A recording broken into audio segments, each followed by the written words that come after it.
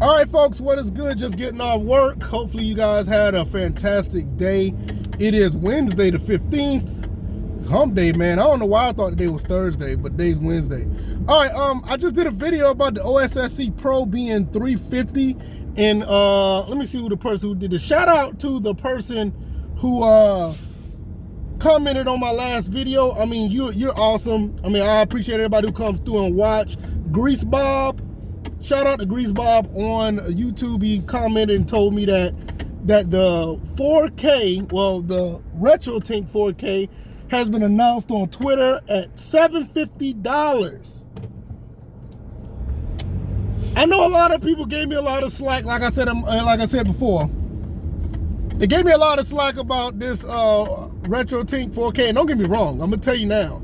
I think Mike Chi does a phenomenal job. I've seen his work, and I'm not gonna put it past, anybody that buys this, because I'm pretty sure that this is going to be a phenomenal device. He did say up to $1,000, $750 is somewhat of a compromise. I get it, and it does pretty much anything. Any output you got, it takes it retro-wise, and you're good money. I've seen some of the videos, I've seen some of the stuff. It's a phenomenal little device. Now, this is where I come in. This is where I come in, and this is why I say what I said before. I personally, because I know some people got up in arms about this, I personally don't feel that I would need this device. I've done so much in the retro world as far as playing games, having games done at a high resolution. I have an original OSSC, which I've gotten to the point where I got that to work for me, even with its quirks. It works for me, and it gives a beautiful output. No matter what I put in, it does great. But I know, like, I do want something for S-Video, and I want something for composite, because I have a PC engine, I have the N64, and I don't necessarily want to mod those devices. Like, even with the Dreamcast looks really good in S-Video. I would like to use those with an upscaler. So, Mike Chi, you might be getting my money for the RetroTink-5X. All right, now you might be getting my money for that, because I've been holding off on that for too long, and at $325, that's a pretty good price. I still think the OSSC is a good price, but it has some quirks to it. This RetroTink-4K,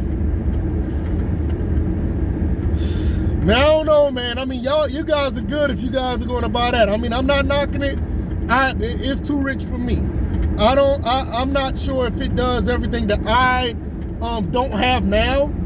Or, like I said, obviously the S-Video and composite, I bought a 5X, and I think I'm good there. I think that's a good sweet spot for me. RetroTink-4K, honestly, and this for me as well, I'm not sure if I want my retro games as high as 4K, and that's a personal preference. I think I'm good at the 1200p, 1080p mark. I'm good right there. I in some cases, I'm good at 960p, because I think a lot of games that are 240p, when they're at 4X, they actually look pretty good. And 5X looks good too. So I'm good with where I am. I mean, I'm not going to sit here and knock anybody else for doing it, but that was pretty much the premises of my entire video when it comes to that. I think Marks does a great job. I don't know if I'm gonna get the OSSC Pro at $330. I would like to get it, but like I said, man, even though Marks do a great job, it just doesn't have the S-Video and composite. I would love to get that. Now, also, before I get out of here, I have a CRT. I have a 34-inch, I think it's 34-inch Trinitron, Sony Trinitron. So I don't necessarily need to use the upscalers, and I think that's one of the reasons why I'm not really all in on the upscalers like I used to. I think once I got the OSSC, I felt like I made it. And I just feel like Mark's kind of missed the mark.